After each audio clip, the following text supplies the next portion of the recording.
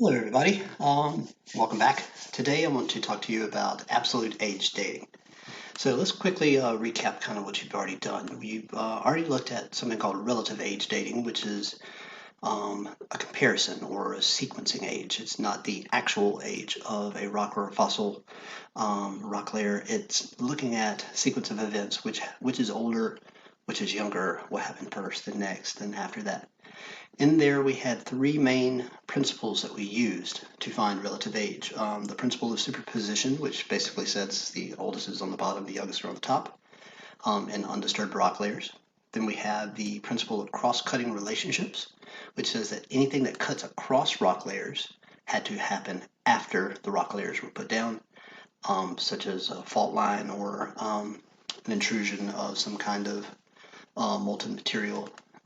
And then the last one was the principle of original horizontality, which says that sedimentary rock layers are always laid down horizontally flat, and that anything that happens after them, like anything that happens to those rock layers, like folding or faulting, had to happen after they were laid down horizontally. So that tells us about sequence of events, but it doesn't give us numbers. And so that's what we're going to be looking at now, and it's called absolute age dating, or the actual age of a rock or fossil. There are five main types that we're going to be looking at. The first three, rate of erosion, rate of deposition, and barbs, have to occur under very specific conditions.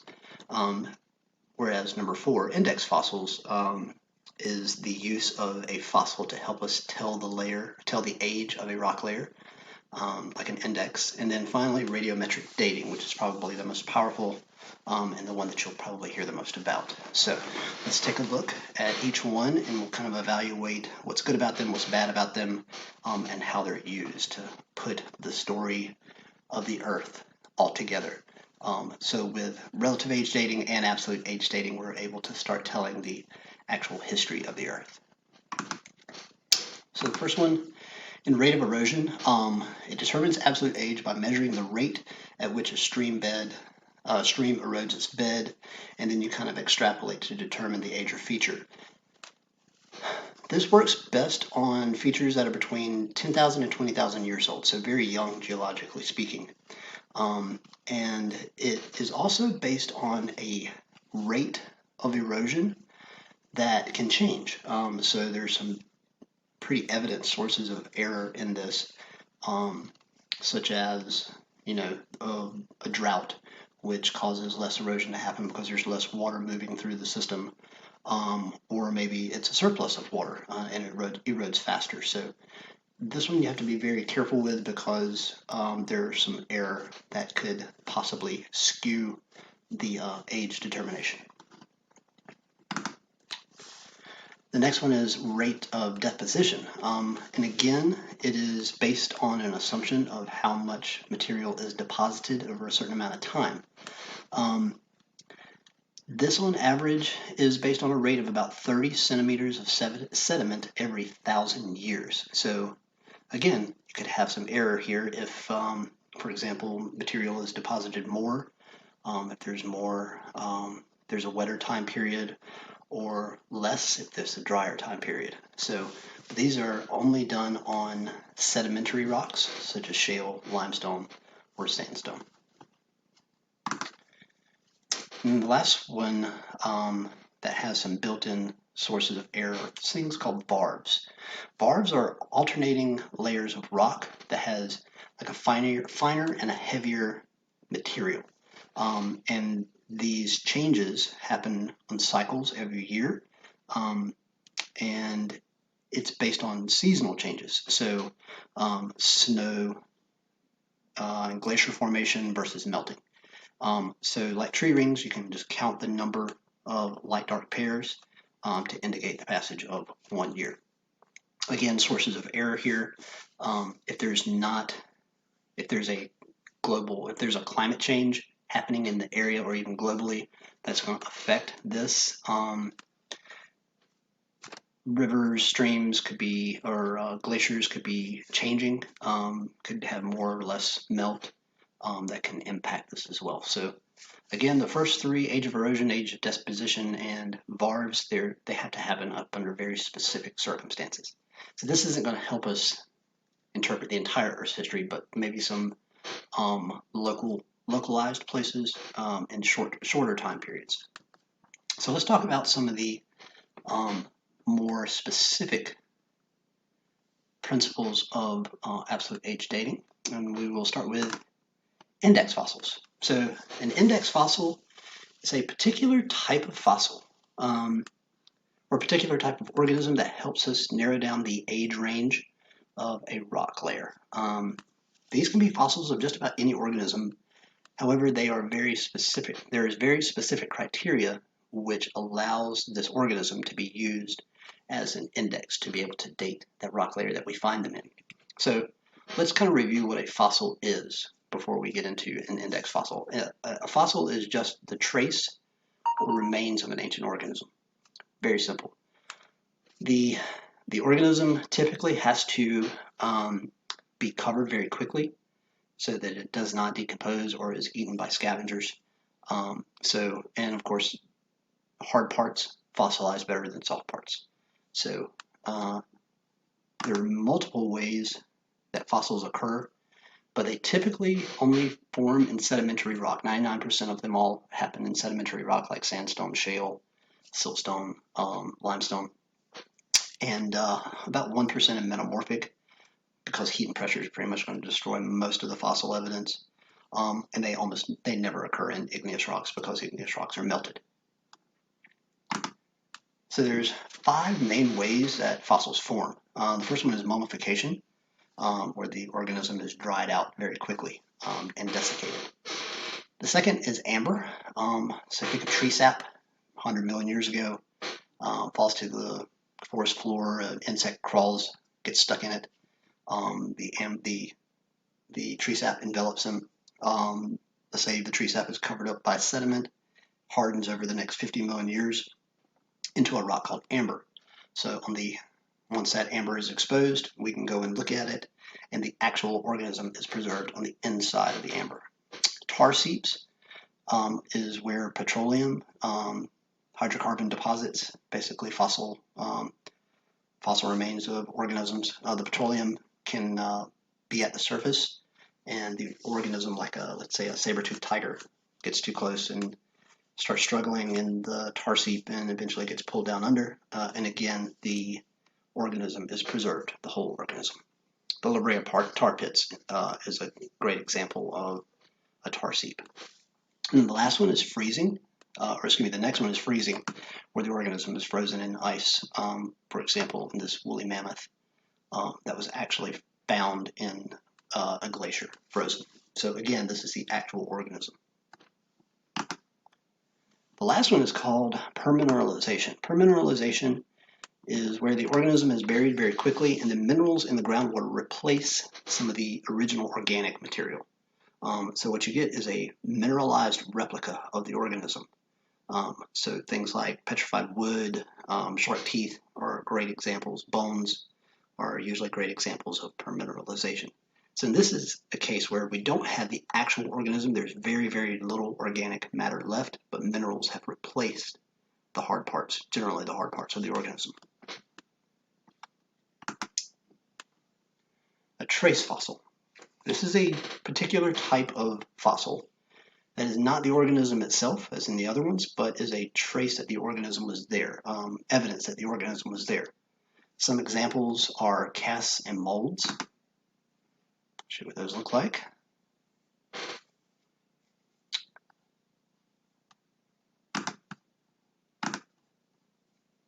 So let's say we have a fossil sea creature, some kind of scallop, that dies and is buried by mud.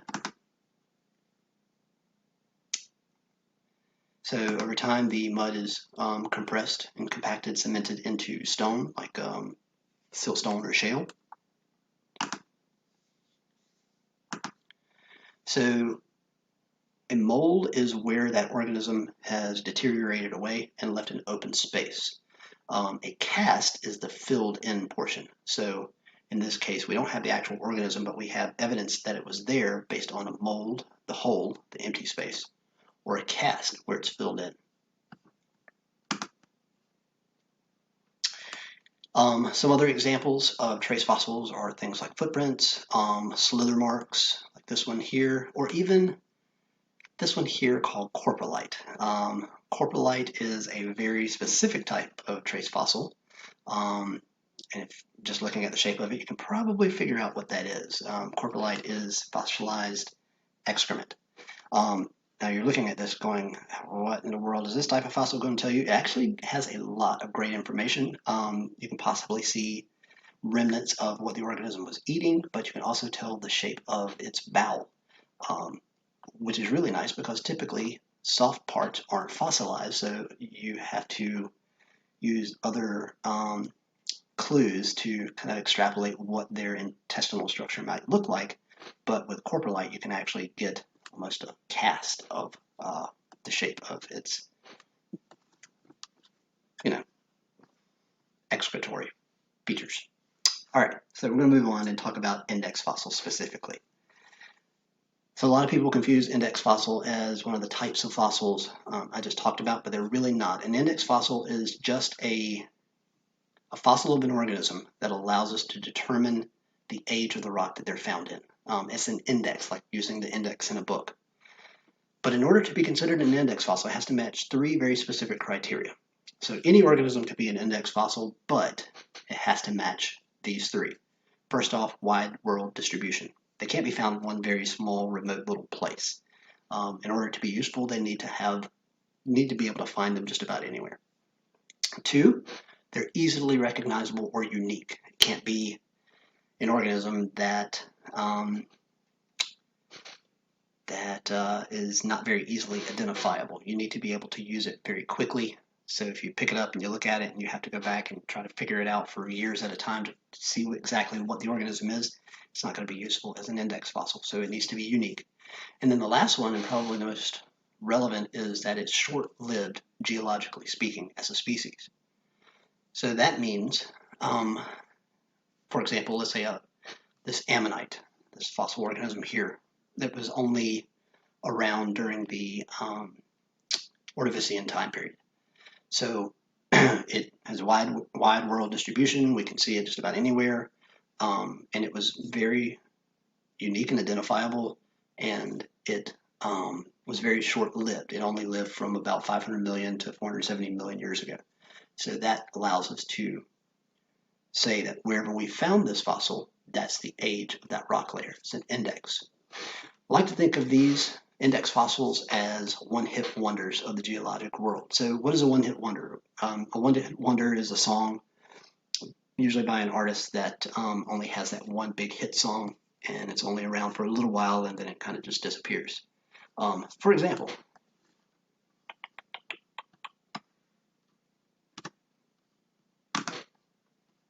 recognize this?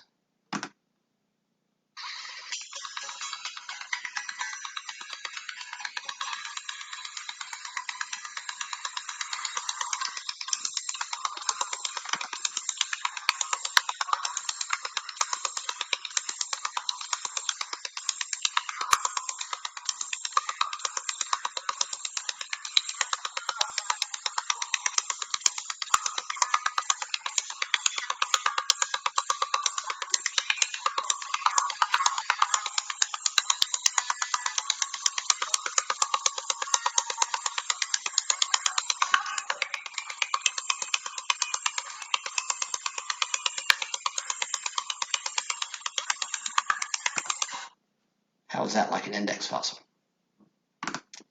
Well, when you hear that song, you know when it came out because it was such a short-lived song.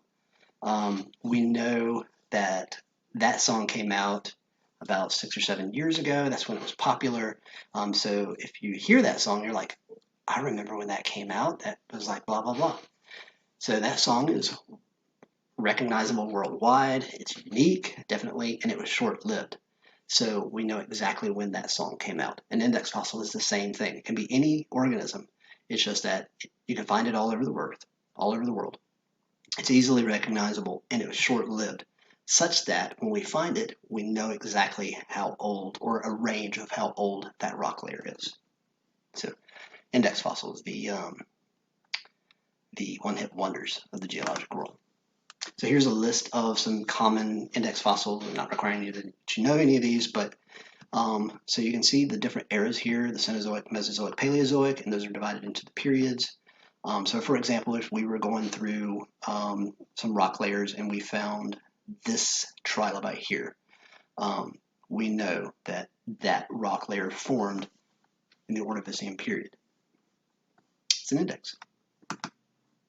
All right, so the last type of absolute age dating technique I want to talk to you about or go over is called radiometric dating. Now, radiometric dating uses the known decay rate of radioactive isotopes. Radioactive isotopes are atoms that are unstable.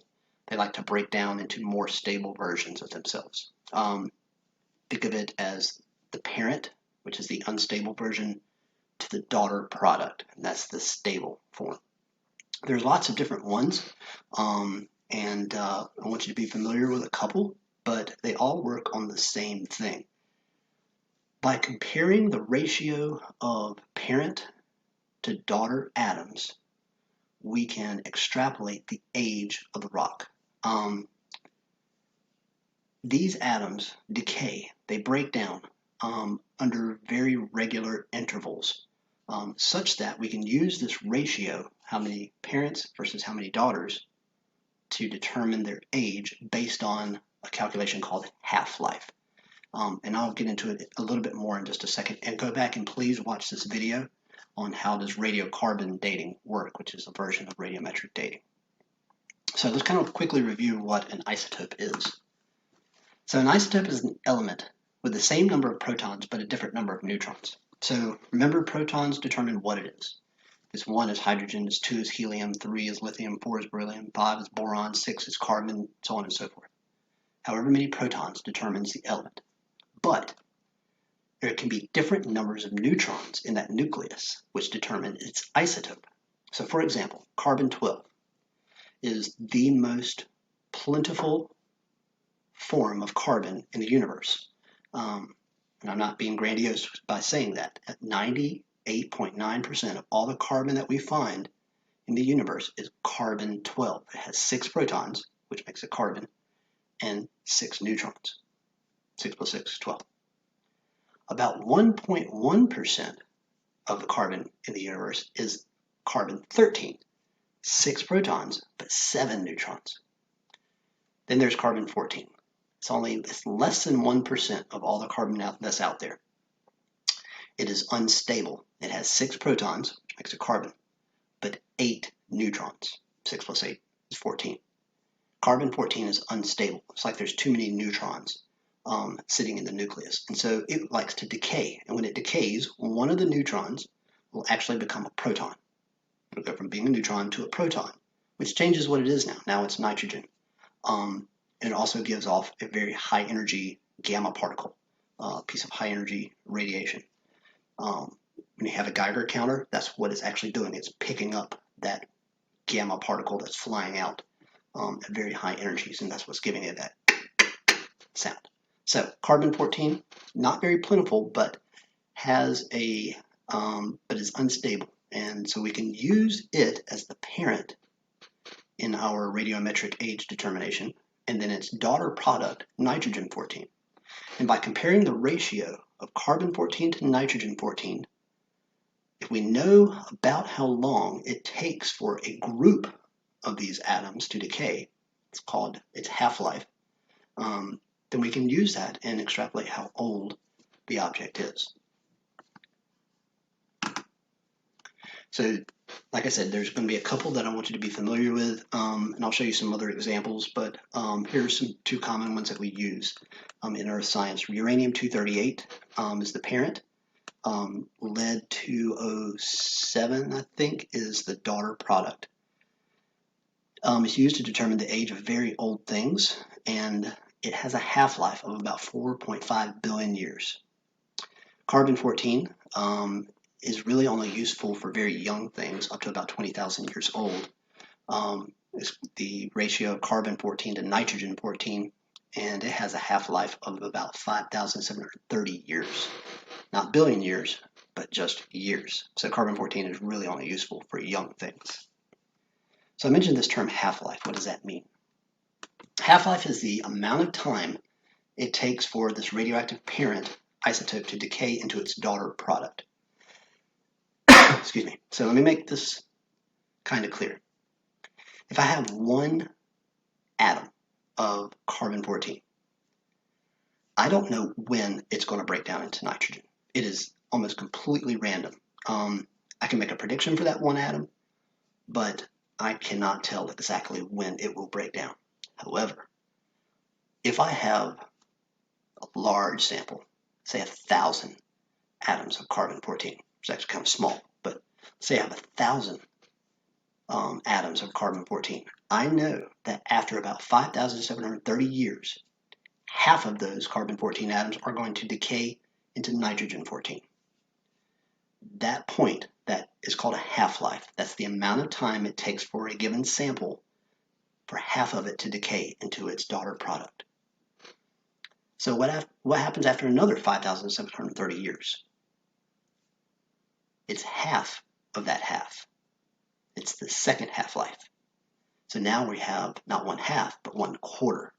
And that's what the second half-life is in this graphic here. Half-life is the amount of time required for an amount of radioactive material to decrease by 1/2.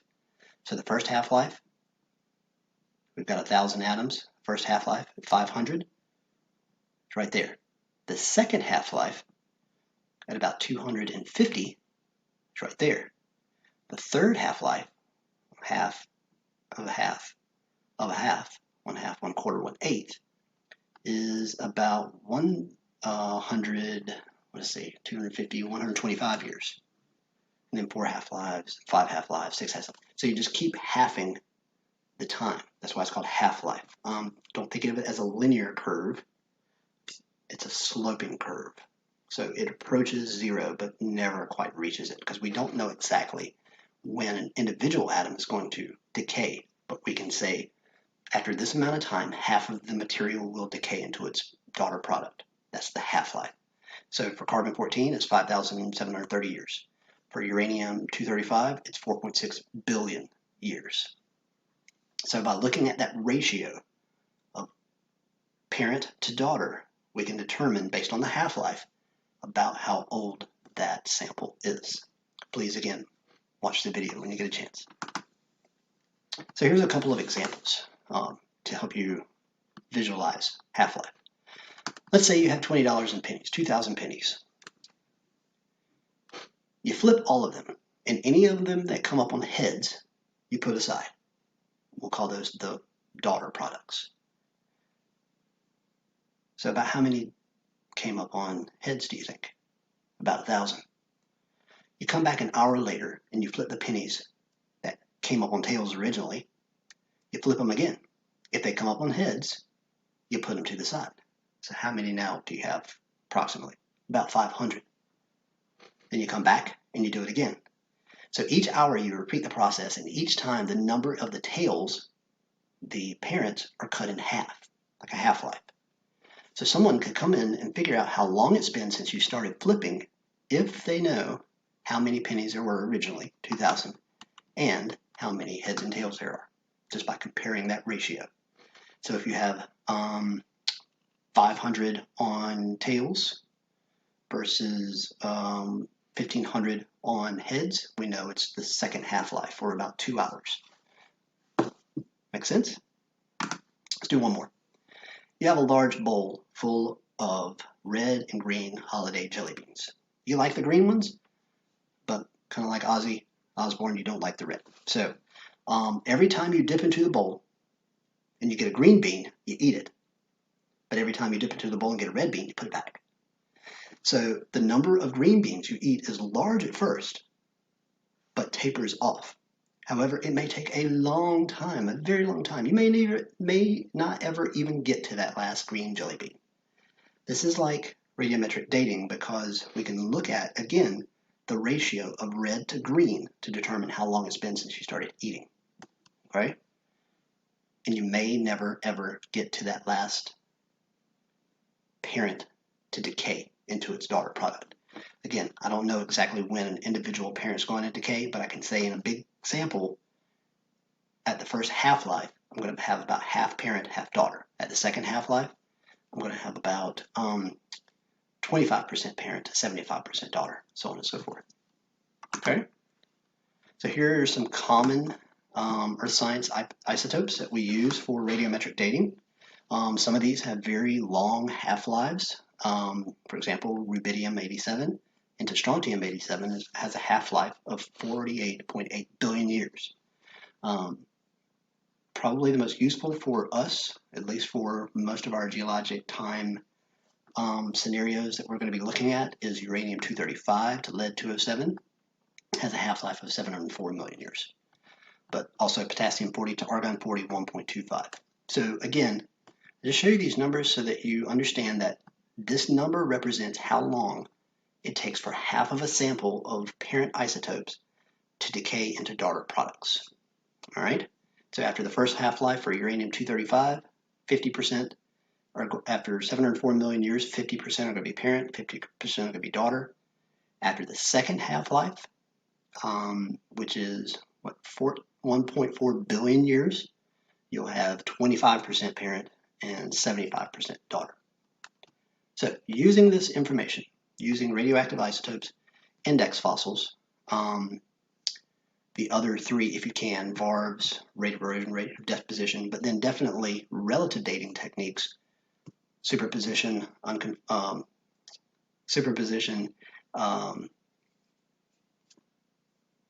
law of cross-cutting relationships, and principle of original horizontality, we can really start to put together the story of the Earth. And how we do that for the entire Earth is we start correlating. We start looking at rock layers and then matching them up over hundreds or even thousands of miles away. So correlation is where geologists look for distinctive fossils, unique features, and minerals to correlate rock layers that are separated by great distances so that we can kind of tell the geographic history of an area just by matching up those index fossils, looking at the radiometric age of those rock layers, or even distinctive mineral characteristics. And we can start to put together, hey, this whole area used to be covered by an ancient ocean or a shallow sea where limestone was deposited. But now the features go up in a rock layer, and now we see that the features have changed over this entire area, and it became more of a depositional environment of a freshwater system. I mean, we use all this information to start to tell the geologic history of an area. All right. So there are some practice questions in your notes that I would like for you to go through and look at. Please try them, and then you can come back to the slideshow and check your answers. All right, and we will go over them in class. If you have any questions, as always, please let me know. Thank you so much for your attention and for making it all the way through. Hope to see you soon.